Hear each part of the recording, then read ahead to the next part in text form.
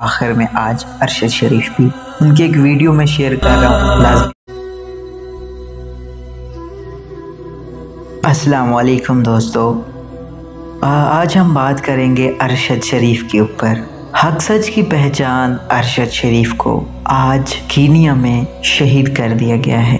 حق سچ کی پہچان، ہمیشہ سچ بولنے والا، ہمیشہ پاکستان کے حق میں بولنے والا، پھر ان کی کوئی سٹوری ہو یا پھر کوئی بھی کالم ہو، وہ ہمیشہ وہی لکھتے تھے جس سے پاکستان کو ہمیشہ فائدہ ہو۔ لیکن پاکستان میں اس کا الٹ ہوتا ہے، جو پاکستان کے لیے حق سچ لکھتا ہے یا پاکستان کے لیے سوچتا ہے، یا تو اسے شہید کر دیا جاتا ہے یا اسے اس طرح ڈرایا جاتا ہے کہ وہ دوبارہ بولنے کے قابل نہ رہے۔ تو بس اسی طرح ارشد شریف بھی، ان کے ساتھ بھی یہی ہوا۔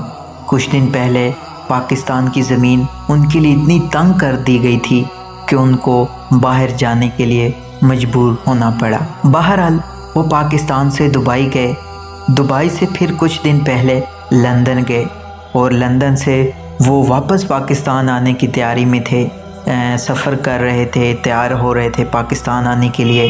اس ویک یا اگلے ویک وہ پاکستان آ جاتے اور اپنے کیسز جو ہیں ان کو ہینڈل کرتے۔ لیکن پھر ان کو اچانک کینیا جانا پڑا، اور جب وہاں گئے تو وہاں جا کے پتہ چلا کہ ان کو شہید کر دیا گیا ہے۔ ابھی تک کنفرم نہیں ہوا کہ ان کو کیسے شہید کیا گیا ہے۔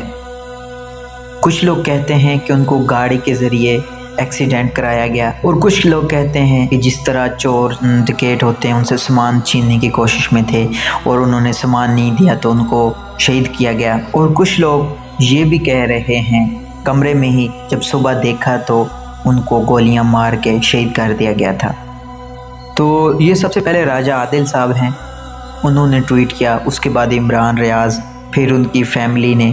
لیکن ابھی تک کوئی کنفرم نہیں ہے کہ ان کو کیسے شہید کیا گیا، اس لیے کوئی بھی نیوز یا کوئی بھی سوشل میڈیا پہ جو بغیر تصدیق کے چیزیں شیئر ہو رہی ہیں ان پر عمل نہ کیجیے گا یا ان کو تسلیم نہ کیجیے گا جب تک کنفرم نہ ہو جائے۔ اور ابھی دعا کریں کہ اللہ تعالیٰ ان کی جو لاش ہے اس کو صحیح سلامت پاکستان پہنچا دے۔ ارشد شریف جو والد تھے وہ نیوی میں تھے، وہاں ان کو ہارٹ اٹیک ہوا تھا اور وہ وہاں پہ اللہ کو پیارے ہو گئے تھے۔